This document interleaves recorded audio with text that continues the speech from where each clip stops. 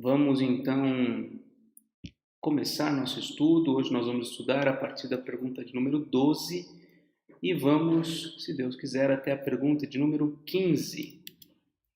A pergunta de número 12 para a gente começar é esta: então, conforme o justo julgamento de Deus, merecemos castigo nesta vida e na futura. Como podemos escapar deste castigo e de novo ser aceitos por Deus em graça? Então, a gente precisa rapidamente trazer à memória o que nós estudamos anteriormente, nas perguntas 9 a 11. Na pergunta 9, nós vimos, Deus exige do homem em sua lei o que este não pode cumprir. Isto não é injusto?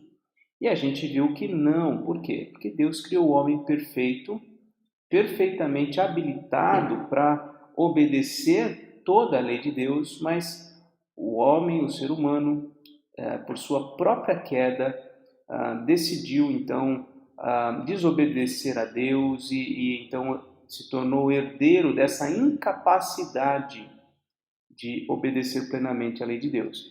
A pergunta 10 foi: Deus deixa sem castigo essa desobediência e rebeldia? Vimos que não. A ira de Deus está sobre todo o ser humano, todos foram encerrados na condição de pecadores e todos igualmente só podem sair dessa condição mediante a graça de Deus, como nós vamos começar a ver. E a pergunta 11 foi: mas Deus não é misericordioso? Sim, Deus é misericordioso, a gente viu, mas Ele também é justo. Então Deus é justo quando condena o pecador, quando condena aquele que rejeita o seu amor, a sua oferta de salvação em Cristo Jesus. Então Deus sim é misericordioso, mas Ele é também justo. E agora estamos na pergunta de número 12. Então, conforme o justo julgamento de Deus, merecemos castigo nessa vida e na futura. Sim, é isso que nós acabamos de ver. Faz parte da justiça de Deus condenar, tanto nessa vida presente como no futuro, aquele que se mantém rebelde a Ele, aquele que se mantém sem nenhum interesse, na sua graça, aquele que tem o seu coração endurecido. E aí a pergunta, de fato, vem na segunda metade aí dessa pergunta 12, que é esta: como nós podemos escapar deste castigo e de novo ser aceitos por Deus em graça? Então veja, a partir do momento que nós conhecemos essa má notícia de que nós estamos numa condição muito complicada, que a ira de Deus está sobre nós por sermos pecadores, quando nós tomamos conhecimento disto, nós então temos o coração aberto para a boa notícia. A boa notícia, que é o Evangelho, só faz sentido quando nós tomamos conhecimento da má notícia, que é o fato de Deus estar irado contra nós, irado contra todo pecado. Então vamos ver a resposta à pergunta de número 12. A resposta é essa: Deus quer que sua justiça seja cumprida, ponto. Deus quer que a sua justiça seja cumprida. Por isso, nós mesmos devemos satisfazer essa justiça ou alguém por nós. Então, eis aqui já o indício de como Deus vai providenciar o escape da nossa condição. Então, nessa resposta, nós vemos o seguinte: a justiça de Deus tem que ser cumprida, ponto final, não tem conversa. Deus ele não abre mão da sua justiça para salvar ninguém. Então, já que todos merecem, de fato, a condenação, então nós vamos ter que satisfazer a justiça de Deus, de uma maneira ou de outra, ou alguém terá que fazer isto por nós. E aí nós vamos, então, estudar alguns textos sobre este assunto. Primeiramente, Gênesis, capítulo de número 2.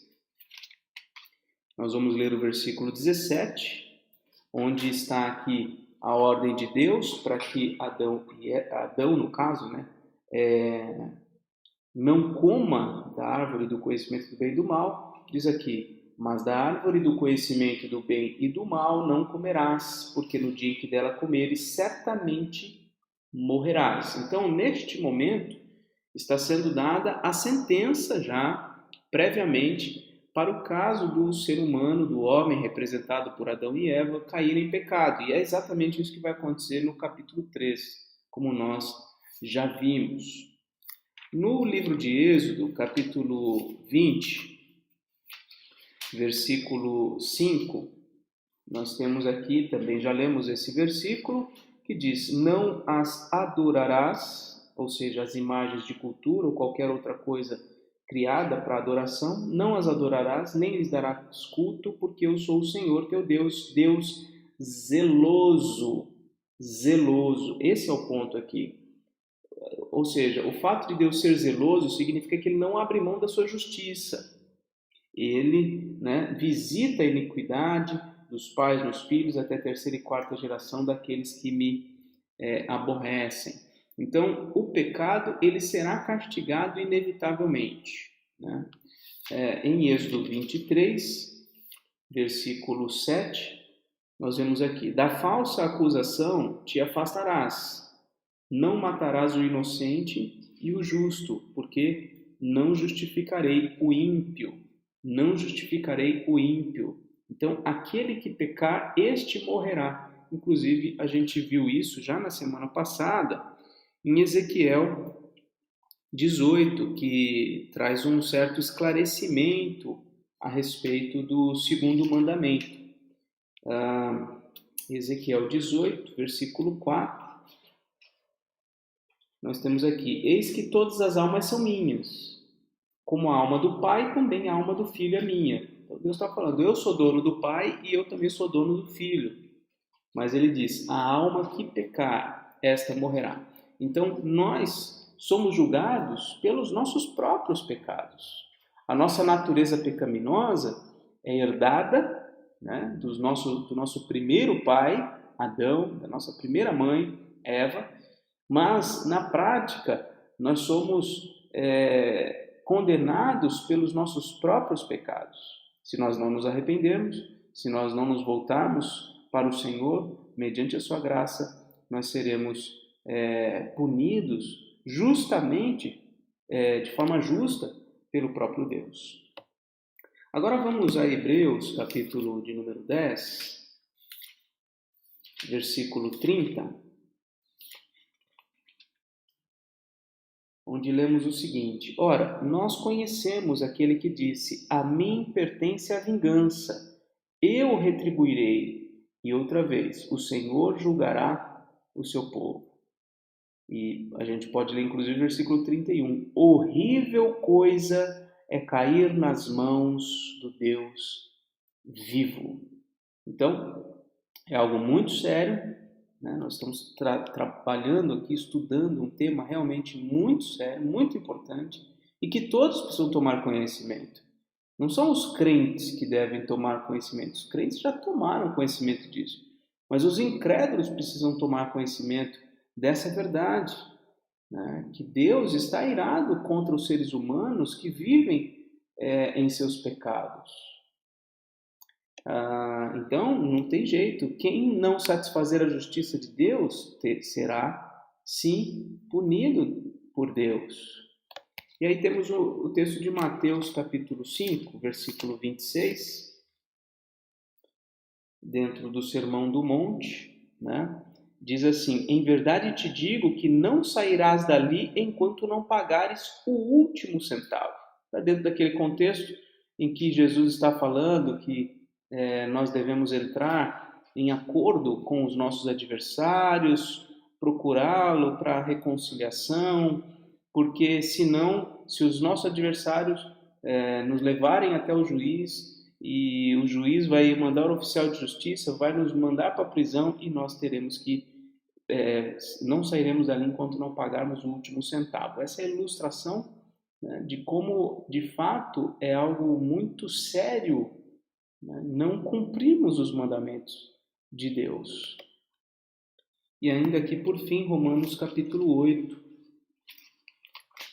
Romanos 8, versículos 3 e 4. Porquanto, ao que fora impossível à lei, no que estava enferma pela carne, isso fez Deus, enviando o seu próprio Filho, em semelhança de carne pecaminosa e no tocante ao pecado, e com efeito condenou Deus na carne o pecado, a fim de que o preceito da lei se cumprisse em nós, que não andamos segundo a carne, mas segundo o Espírito. Nesse texto, a gente começa a ver que o cumprimento da vontade de Deus, da lei de Deus, se tornou absolutamente impossível por nós mesmos, né? Olha só, porquanto ao que fora impossível a lei no que estava enferma pela carne. Ou seja, a lei é boa, a lei é perfeita. A imperfeição está em nós, está na carne, de poder, de conseguir, de ter disposição de obedecer a Deus plenamente. Então, isso fez, né? Ele está dizendo, porquanto o que for impossível à lei, né? No que estava enferma pela lei, pela carne, isso fez Deus enviando o seu próprio Filho. Ou seja, como que Deus fez a sua justiça ser cumprida para que nós pudéssemos ser salvos e escapar da condenação? Deus enviou o seu Filho, e veja o detalhe aí, em semelhança de carne pecaminosa e no tocante ao pecado, e com efeito condenou Deus na carne o pecado. Ou seja, Deus mandou um substituto. Eis aqui a boa notícia. Uma vez que a gente entende a nossa condição, uma vez que a gente entende o nosso pecado, a gravidade disso perante os olhos de Deus, talvez a gente passe muitos anos da nossa vida sem entender que isso é realmente grave para nós. Mas quando a gente toma consciência de que isso é grave diante dos olhos de Deus e que nós estamos em maus lençóis, então só nos resta buscar a esperança na provisão de salvação que Ele nos dá. E qual que é a provisão de salvação que Ele nos dá? É a pessoa do seu Filho, Jesus Cristo. Por isso, aqui na resposta, nós temos aqui, Deus quer que sua justiça seja cumprida. Por isso, nós mesmos devemos satisfazer essa justiça. O que nós estamos vendo pela Escritura é absolutamente impossível. Só há uma alternativa, que alguém satisfaça a justiça de Deus por nós, em nosso lugar, como nosso substituto. Essa é a grande boa notícia da Escritura Sagrada. Vamos agora à pergunta de número 13. Pergunta 13 é a seguinte: nós mesmos podemos satisfazer essa justiça? Óbvio, já ficou claro que não, mas temos mais coisas a ver sobre isto. De maneira nenhuma, nós não podemos satisfazer a justiça de Deus. Pelo contrário, aumentamos a cada dia a nossa dívida para com Deus. Se pudéssemos comparar a nossa vida em termos de pecado, a medição de um peso numa balança, poderíamos dizer que nós estamos, ou o peso do nosso pecado aumenta a cada dia. A cada dia nós infringimos a lei de Deus, mais e mais. Nós falhamos quando falamos o que não devemos, nós falhamos quando fazemos o que não devemos fazer, mas mais do que isto, nós falhamos também quando nós pensamos, desejamos coisas que são desagradáveis a Deus.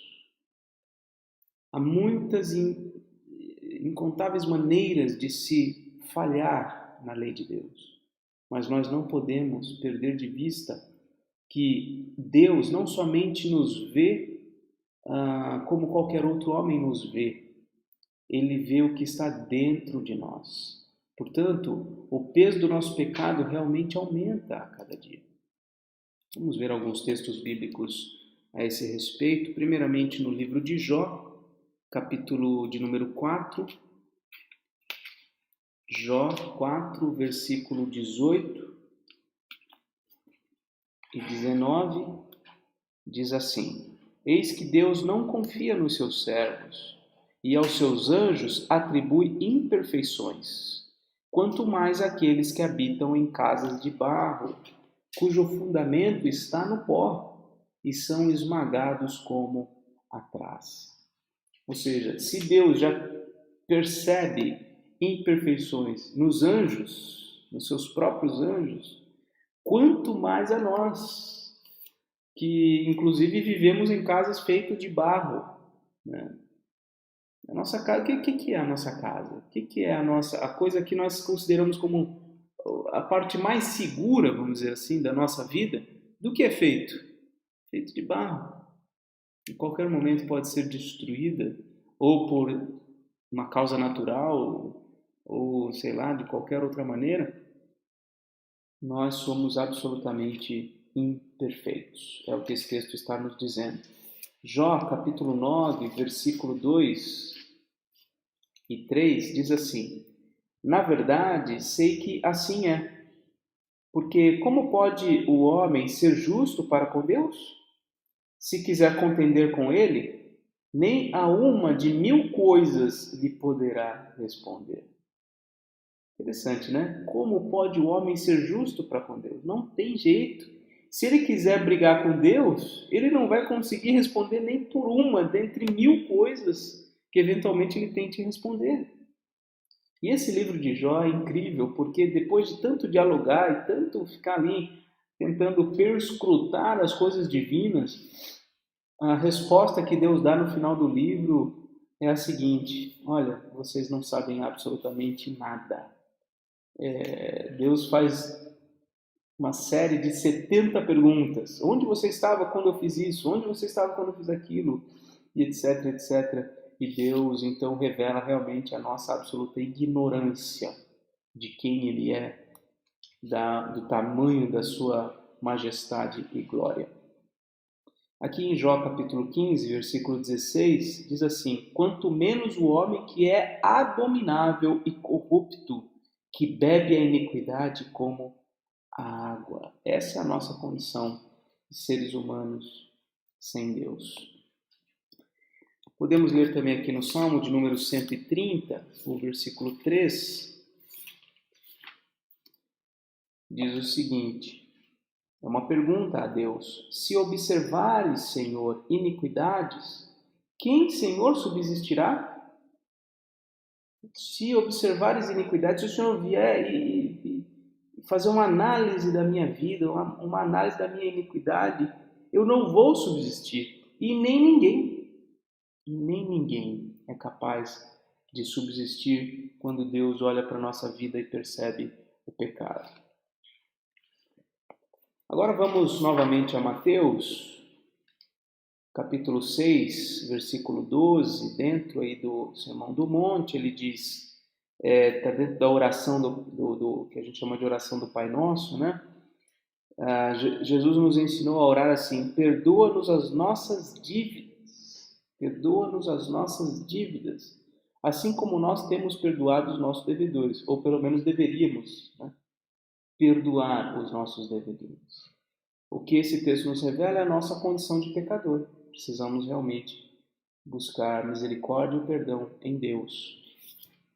Em Mateus 16, versículo 26, diz assim: Pois que aproveitará o homem se ganhar o mundo inteiro e perder a sua alma? Ou que dará o homem em troca de sua alma? Nós não podemos fazer nada pela nossa salvação. Nada. A gente, mesmo se nós entregarmos a nossa própria vida por qualquer coisa, nós não poderemos aproveitar nada, não poderemos ganhar nada. Por mais que a nossa vida valha muito, nós não poderemos salvar-nos a nós mesmos.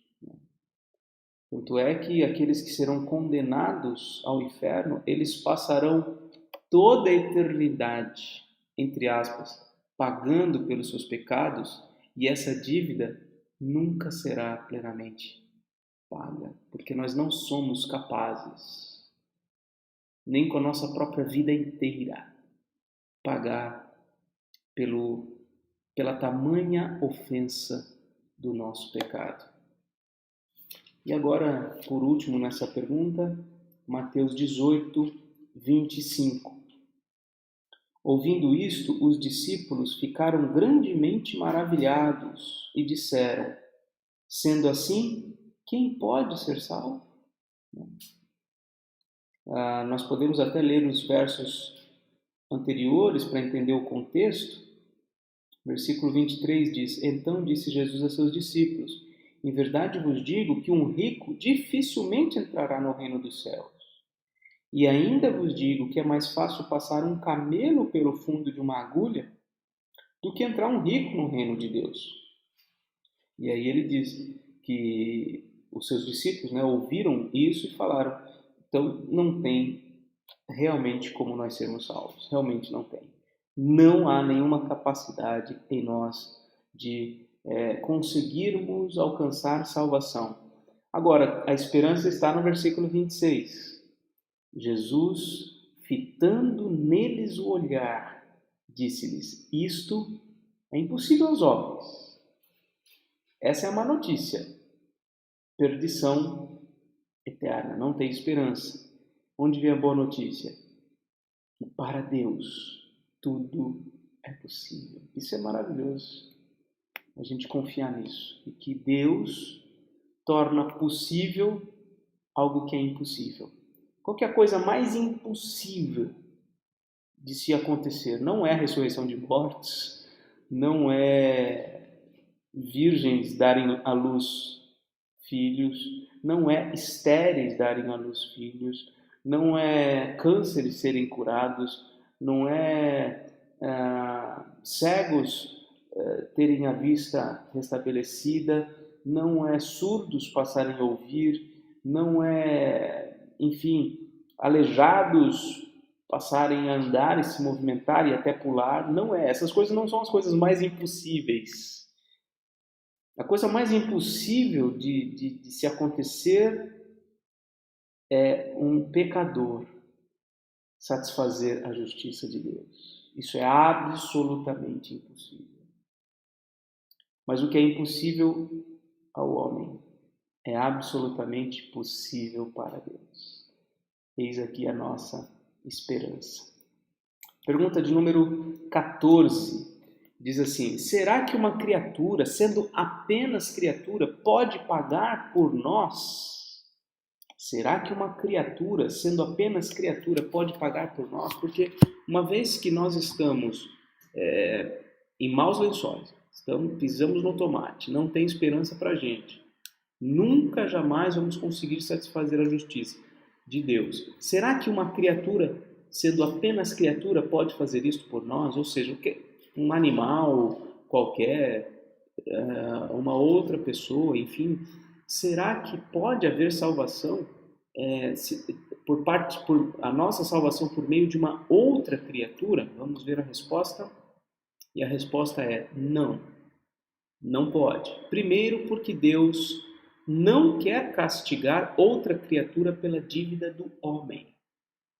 Segundo, porque tal criatura não poderia suportar o peso da ira eterna de Deus contra o pecado e dela livrar outros. Então, talvez tenha ocorrido na sua mente o processo de expiação do Antigo Testamento, onde um animal, um cordeiro, um bode ou qualquer outro animal daquelas descrições todas de Levítico, eram sacrificados no lugar do ser humano. Mas a Bíblia, embora nos revele que Deus, por aquele período, estabeleceu o sacrifício de animais para a expiação do homem, a Bíblia nunca diz que isto seria suficiente. Nunca diz que aquele sacrifício era assim, aquilo que realmente traria a expiação completa e definitiva para o ser humano. Tanto não era completo e definitivo o valor daquele sacrifício pela salvação do homem, que deveria ser repetido sempre, sempre, todo dia, tinha que animais serem mortos. A cada ano deveriam ser levados animais para serem mortos. Então era um fluxo contínuo de sacrifícios, porque nenhum deles era suficiente. Ou seja, Deus estava mostrando de forma muito didática, visual, para os seres humanos, para o seu povo, que nem a morte dos animais é capaz de, de satisfazer plenamente a sua justiça. Deus estava com isso apontando para a necessidade de um sacrifício perfeito. Já que todos esses sacrifícios são insuficientes, Deus estava com isso mostrando que viria alguém que poderia realizar o sacrifício perfeito e nos dar salvação completa, o sacrifício único e definitivo, sem necessidade de nenhum outro sacrifício. Vamos ler os textos que temos aqui. Primeiramente, Gênesis 3,17, já lemos, né, onde Deus fala que que o Adão não poderia comer da árvore. Ah, não, perdão, esse foi o 2,17, né? Não, calma, tô falhando aqui. Nós lemos o 2,17, agora é o 3,17. Agora sim, diz assim: E a Adão disse: Visto que atendeste à voz de tua mulher e comeste da árvore que eu te ordenara não comesses, maldita é a terra por tua causa. Em fadigas obterás dela o sustento durante os dias da tua vida. Então Deus realmente põe a responsabilidade sobre o homem. A terra será amaldiçoada. Você será amaldiçoado. Se a gente estudar todo esse capítulo, nós vamos ver o casamento é amaldiçoado. A relação do homem com a terra, a relação do homem com o seu semelhante e a relação do homem com o seu Criador é deteriorada. Então, a condição do homem após a queda é a mais triste possível. Bom, depois lemos em Ezequiel 18, na verdade já lemos também, né, esse versículo 4, em que Deus possui a alma dos homens e aquele que pecar, este morrerá. Já vimos o Salmo de número 130, versículo 3 também, onde fala, né, se observares, Senhor, iniquidade, quem, Senhor, subsistirá? E agora nós vamos olhar para o texto de Naum, texto do profeta Naum, capítulo 1, versículo 6. Quem pode suportar a sua indignação? Quem subsistirá diante do furor da sua ira? A sua cólera se derrama como fogo, e as rochas são por ele demolidas. Então, esse texto de Naum, ele é interessante nesses primeiros versos. Ele mostra, por um lado, o fato de Deus ser um Deus terrível, por conta da sua ira, da sua justiça, mas também um Deus bondoso, amoroso, longânimo. Nós já vimos isso anteriormente, nas perguntas anteriores, no versículo 1. O Senhor é Deus zeloso e vingador. O Senhor é vingador e cheio de ira, toma vingança contra os seus adversários, reserva indignação para os teus inimigos. Aí vem o versículo 3, com bálsamo, dizendo: o Senhor é tardio em irar-se, mas grande em poder, jamais inocente culpado, também é verdade. Aí vem lá o versículo 6, que fala, né, que Deus é indignado, ele é um Deus irado, a sua cólera é capaz de ser derramada como fogo e nem mesmo as rochas sairiam livres disso. E aí vem o versículo 7, o Senhor é bom, o Senhor é fortaleza no dia da angústia e conhece os que nele se refugiam. Então, o objetivo desse versículo é mostrar para nós que realmente não há quem possa suportar o peso da ira eterna de Deus. Não há. nenhuma das criaturas, nem animais, nem seres humanos pecadores, simplesmente não há. Mas aí, a partir da pergunta de número 15, nós começamos a vislumbrar um pouco mais claramente a nossa salvação. Pergunta é: que tipo de mediador e salvador, então, devemos buscar? Já que nós mesmos não temos capacidade de satisfazer a justiça de Deus, e ninguém pode fazê-lo por nós, nem mesmo dentre as criaturas, nem entre os animais, até mesmo aqueles considerados puros no Antigo Testamento, já que não há ninguém que possa fazer isso. Então, o que nós devemos buscar? E a própria pergunta já sugere: nós precisamos de um mediador, precisamos de um salvador, mas que não pode ser pecador como nós, precisa ser alguém realmente diferenciado. E a resposta é essa: o mediador deve ser um homem verdadeiro e justo, contudo, mais poderoso que todas as criaturas. Portanto, alguém que é, ao mesmo tempo, verdadeiro Deus. Ou seja, tem que ser um homem verdadeiro, no sentido de ser um homem, um ser humano de fato, mas também tem que ser um Deus verdadeiro, porque só Deus é capaz de suportar o tamanho da sua ira. Um ser humano qualquer não pode suportar o tamanho da ira de Deus, seria simplesmente extirpado da terra, simplesmente destruído. Não, a ira de Deus, quando derramada sobre a humanidade, é devastadora, e a gente pode ver isso na narrativa do dilúvio, a gente pode ver isso na narrativa da destruição da cidade de Sodoma e Gomorra, a gente pode ver isso em diversos momentos em que o povo de Israel viu os seus inimigos se autodestruírem, porque Deus fez cair o juízo deles sobre eles, enfim. E a Bíblia aponta para um dia final que será concomitante à vinda do Senhor Jesus, em que a ira dele cairá sobre toda a humanidade.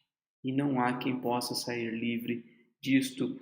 Nós temos que buscar, portanto, um mediador, alguém que se interponha entre nós, pecadores, e esse Deus irado contra o nosso pecado.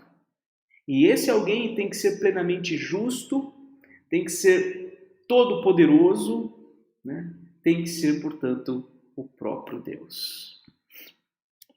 Vamos ver alguns textos a esse respeito. Primeiramente, 1 Coríntios, capítulo 15.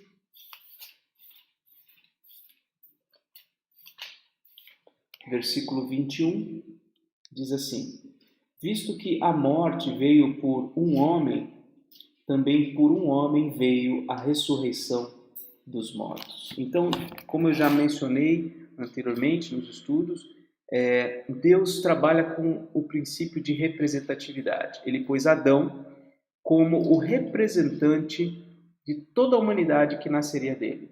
E uma vez que ele caiu em pecado, toda a humanidade que nasceu dele, nasceu em pecado. A salvação poderia vir somente por um outro Adão, um outro representante que pudesse fazer diferente de Adão, do primeiro Adão. Teria que ser santo, justo, perfeito, puro, e teria que ser um representante máximo da humanidade também.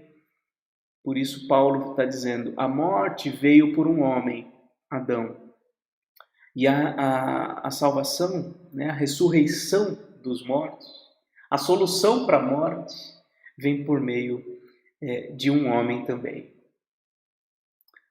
que nós sabemos que é Jesus Cristo. Hebreus, capítulo 7, versículo 26,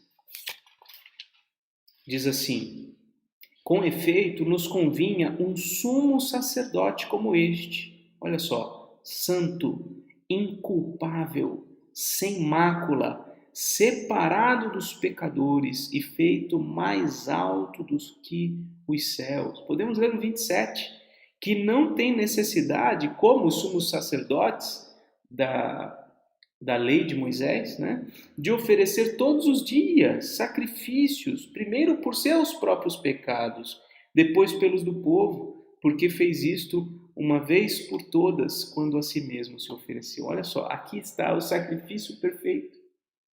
Aqui está alguém que tomou sobre si a iniquidade de nós todos ao mesmo tempo. E o seu sacrifício foi perfeito e substitutivo por todos nós que devotamos a Ele a nossa fé e a nossa confiança. Em Isaías capítulo 7, versículo 14,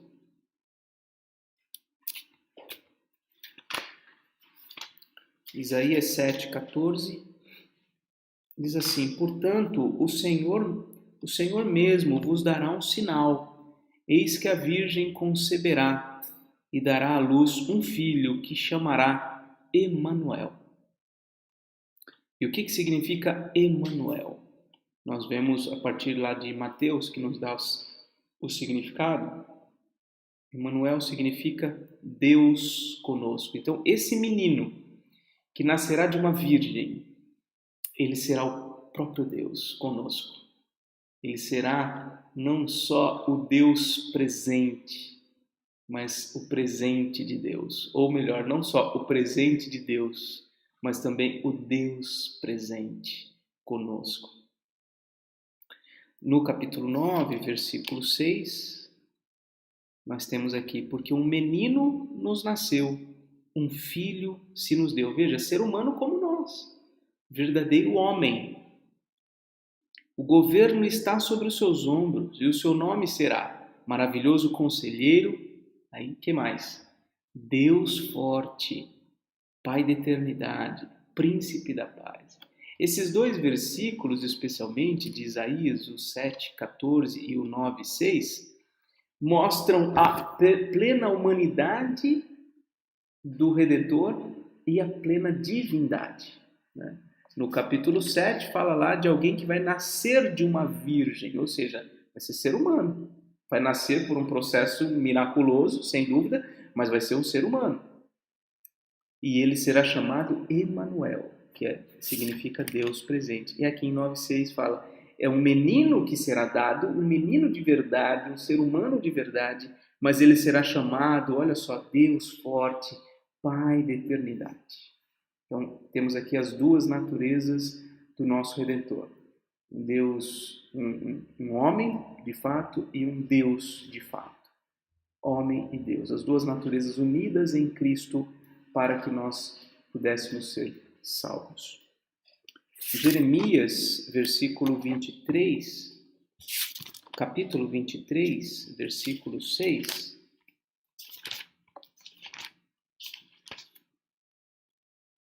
diz assim: nos seus dias Judá